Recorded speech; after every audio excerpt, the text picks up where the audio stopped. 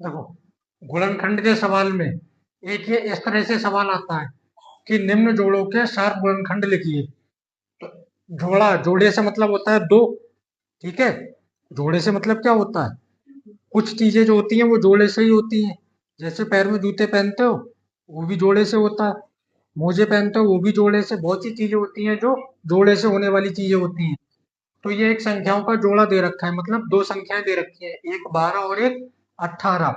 इसका हमें क्या लिखना है, शार्प गुणनखंड। शार्प मतलब कॉमन, ठीक है। और गुणनखंड ऊपर ही लिखा हुआ है, क्या बोलते हैं इंग्लिश इंग्लिश में, फैक्टर।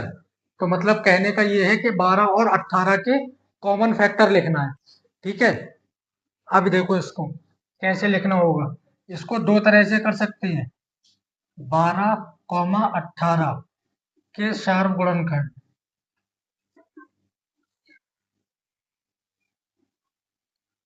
अब इसके शार्प गुणनखंड कैसे लिखोगे।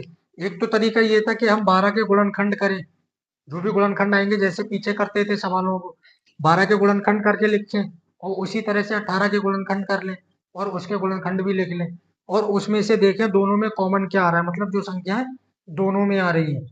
एक तो तरीका वो हो गया। एक दूसरा तरीका है जिससे डायरेक्ट कर सकते हैं, मतलब हमें कुछ भी अलग करने की जरूरत नहीं है। कितना है, 12, 18। यहाँ तो संख्याएं दो हैं, दो हो या दो से ज्यादा भी संख्याएं हो, 4, 6, 10, 20 कितनी भी है, पहले सभी को कॉमा लगा के लिख लेना।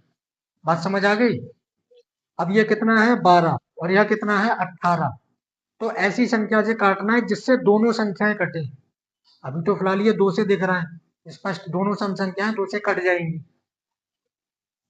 दो छंग 12, दो नेम 18, ठीक है।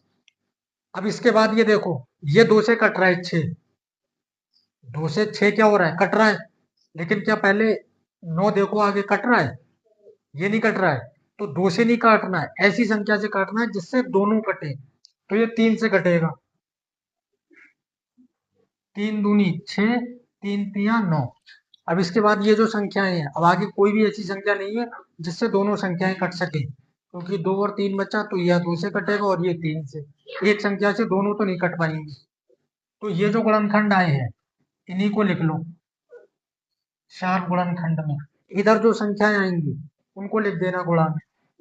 दो तिया 6, तो इसके शार्प गुणनखंड कितने हो जाएंगे, 6, यानी कॉमन फैक्टर। तो देखो ये 6 इसका कॉमन फैक्टर है, 6 के पहाड़े में 12 भी आएगा, 6 दूनी 12, और 6 के पहाड़े में 18 भी आएगा, 6 तिया 18। तो ये इसका कॉमन फैक्टर हो गया। तो हमें अलग अलग गुणनखंड नहीं करनी है, इस तरह से करनी है।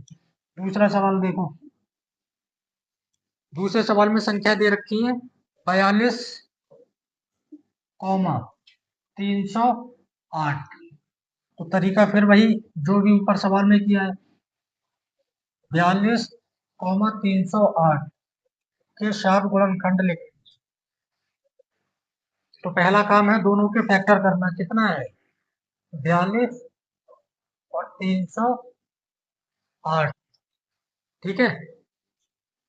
दो से कट रहा है ये, दो से तो ये कट जाएगा ना। तो दो दूनी, दो से क्यों काटा, क्योंकि दोनों ही संख्याएं क्या है, सम। अगर दोनों संख्याएं सम है तो दो से दोनों ही कट जाएंगी। दो दूनी 4, दो एकम 2, फिर इधर कितना है 3, दो एकम 2, 3 में से 2 कटा, एक बचा, एक और 0, 10, दो पंजे और दो चौक। अब यहाँ कितना है, एक, और यहाँ लास्ट में 4। तो ये सम संख्या दो से कटेगी, लेकिन ये दो से नहीं कट पाएगी, ठीक है। तो सम संख्या से विषम संख्या नहीं कटती है, सम संख्या से विषम संख्या कभी नहीं कटेगी, विषम से तो सम कट जाएगी। किसी भी सम संख्या का पहाड़ा पढ़ के देखना, 2 का, 4 का, 6 का, 8, 10, 12, 14, 16, 18, 20, 26, कितने का भी पहाड़ा पढ़ना उसमें विषम संख्या नहीं आएगी, ये बात पक्की है। बात समझ आ गई। और विषम संख्या का पहाड़ा पढ़ना, उसमें सम संख्या आ सकती है। उदाहरण के लिए मैं 3 का ही ले लेता हूँ, 3 विषम संख्या है, 3 का पहाड़ा पढ़ोगे, 3 दूनी 6, 6 सम संख्या है। तो अब ये संख्या अगर विषम है तो केवल विषम से ही देखो। बात समझ आ रही है, क्योंकि विषम वाली में सम तो आ जाएगा, लेकिन अगर सम संख्या से देखोगे तो विषम नहीं कटेगी। और वैसे भी जो संख्या 2 से नहीं कटी वो आगे किसी भी सम संख्या से नहीं कटेगी।